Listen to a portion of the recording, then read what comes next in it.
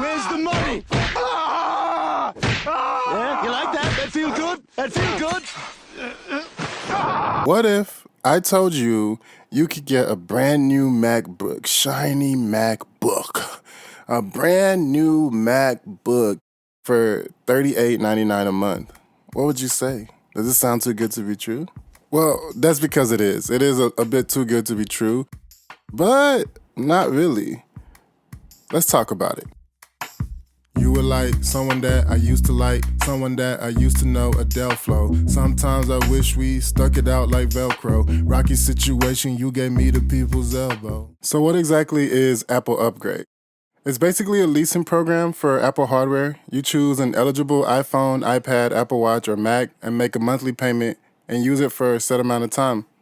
For an iPhone or Apple Watch, that's usually 12 or 24 months, and for a Mac or iPad, it can be 24 or 36 months. It's important to remember that this is not traditional financing. With traditional financing, you're normally paying to own the device over a long period of time. Here, you're paying to use the device over a long period of time. If that makes sense, it's basically you're paying for the use, not the ownership. So yes, the monthly payment is lower, but you're not paying for ownership anymore. You're paying just to use the device. Remember that. Because the iPhone is probably what most YouTubers will focus on, I'll focus here on the MacBook. If you choose the $38.99 payment for the MacBook, after 3 years, you will have paid Apple a little over $1,400. At that point, you still need to pay roughly $600 to own it if you choose to go that route. And remember, that's $1,400 to use the MacBook, not to own the MacBook. That MacBook could still be worth $1,000 on the used market, so Apple is giving you a choice. You can return a computer worth $1,000 or walk away after spending $1,400. Or you can pay Apple another $600, sell the MacBook yourself for $1,000 and recover about $400. For the sake of this example, you should think of that $400 as the price of convenience you have paid Apple over the course of leasing this device. And that's where they're gaining their money. That's where Apple and Klarna are betting on people wanting those lower payments so they can make that $400. And this is $400 more in convenience. Apple gets the full retail price of the device, or sort of like Apple is fronted a full sale at the time of you electing the lease. And they also, if they get the device back, they get a device that they can sell for about $1,000. And knowing Apple, they'll probably sell it for even more than that. So they're probably going to charge somebody $1,400 for the MacBook you just paid $1,400 for. So the monthly payment looks cheaper, but the total experience could cost you hundreds more, and that's the price of convenience here. And it's up to you if that's worth it or not, but that is the price of convenience here. So what's the catch? Catch number one is anything that damages this device, you're on the hook for while you're leasing it and after you try to turn it in. So you're gonna need AppleCare to make sure that this device is in good condition. Perfect condition. Or you're on the hook for any damage that happens to this device, and Apple repairs are pricey. You got the money?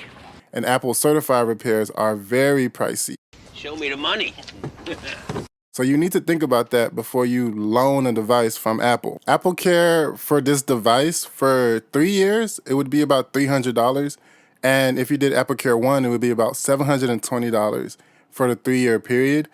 That is up to your own risk appetite and what you feel like you're comfortable doing. Nothing could happen to the device, or you could break it 3 days after you got it. And I'll say this is where the iPhone and the lease makes a lot more sense because people update those way more than a MacBook. But a really important aspect to remember about AppleCare is that AppleCare for a MacBook does not cover theft and loss. So you might not even have a MacBook in hand and you would still owe $1,400 for this MacBook. Quick correction, you would owe the full value of the MacBook. If you didn't have it in hand and brought it to Apple saying it was lost, you would owe the full value of the MacBook 2 or 3 years down the line. Leaving the leasing program early means paying off all your remaining payments and still returning the MacBook. Yeah, that's what happens, man. Oh my God! Yeah, that's what happens. Where's my money? You gonna give me my money? Where's my money, man? That's not really canceling, that is paying off the rest of the rental up front. Even when the lease ends, you have to take action. If you ignore it, the lease can continue month to month for up to 6 months before Klarna charges you the final purchase amount. So you're still taking on all or most of the responsibility that comes with ownership. Protecting it, paying for the repairs, covering the cost if something happens. That's still all on you. You're just paying monthly for something you don't own. And again, that's a choice. Speaking of choice, that begs the question, who is this for? And to be fair, this program isn't automatically a bad deal for everyone. Like I said, the iPhone, if you're updating iPhones every year, every 2 years, this probably isn't a bad deal for you. I'm gonna be honest about that. It could also make sense for someone who already replaces their MacBook every 2 or 3 years and doesn't want to deal with selling the old one. And if they're comfortable paying for the extra convenience of that, then like, I mean, you got the bread, spend it. I can't be mad at you. I can't pocket watch. I can't be mad that you a baller. So like, ball out, make slightly irresponsible financial decisions, do what you got to do, but like, I mean, enjoy your life. Who this isn't for is anyone who holds on to their tech, anyone who tries to get the best value and the longest lifeline out of that tech. You're way better off just ponying up, buying new, using the regular Apple financing, or looking at the used market, buying something that's already depreciated in value and is still a great computer or iPad or a phone even. Apple Upgrade is designed for someone who values a predictable monthly payment more than ownership. And there's nothing wrong with that.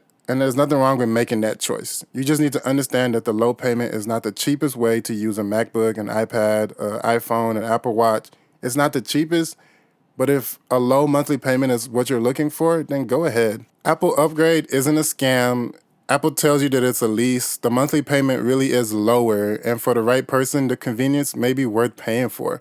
But that low payment only works because Apple has separated using the hardware from owning it. And that's a really important distinction. And I want everybody to really think about that before making these purchasing decisions or renting decisions or leasing decisions now. And it's important that Apple is doing this first because the industry usually follows Apple. Like we've seen it for the last 20 years with the iPhone, with the notch, with everything. Everybody either makes fun of Apple but follows them shortly after. And so think about this when you think about GTA 6 and the new consoles launching. Think about this when you think about cars already. Like cars, you need to pay subscriptions for car features these days. Think about the world that we're headed to, and the term is shittification. It's getting shitty out here. And think about the ways in which Apple will probably have the best version of this all around, and everyone else is about to fall in line, and we're about to get into the concept of like, you will own nothing and be happy.